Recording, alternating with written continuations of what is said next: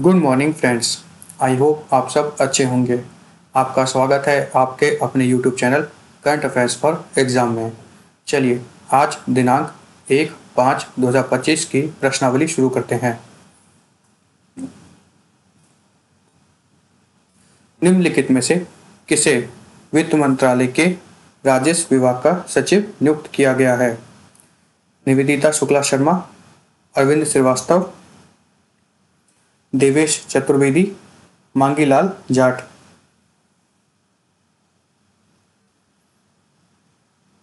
इसका सही जवाब है अरविंद श्रीवास्तव।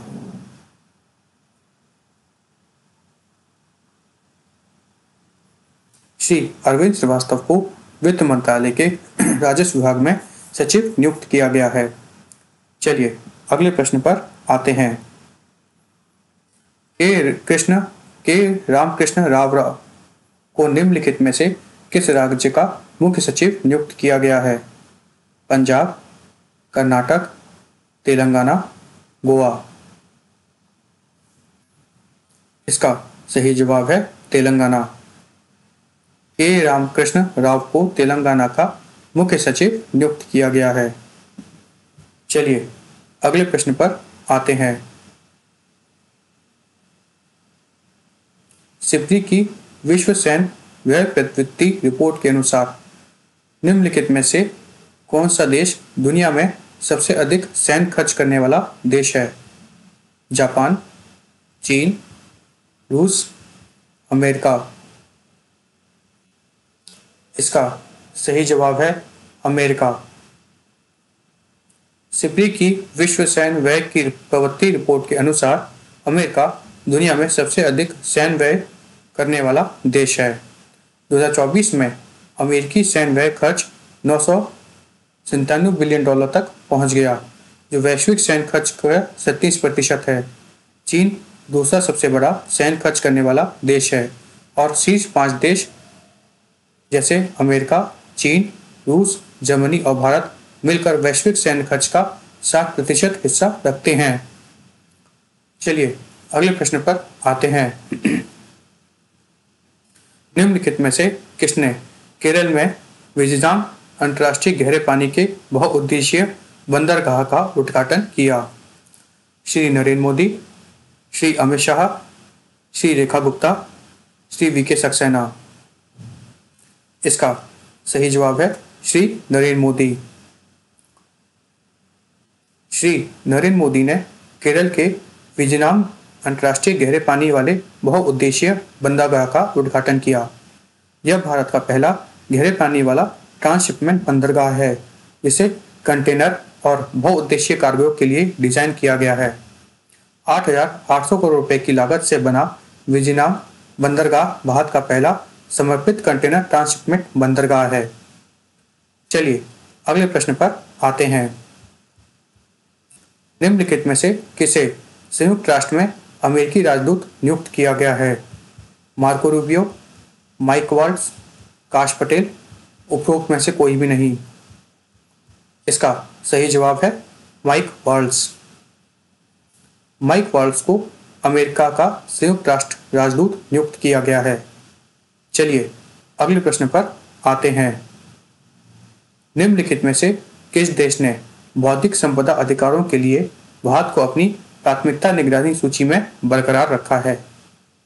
जापान, चीन, रूस, अमेरिका। इसका सही जवाब है अमेरिका।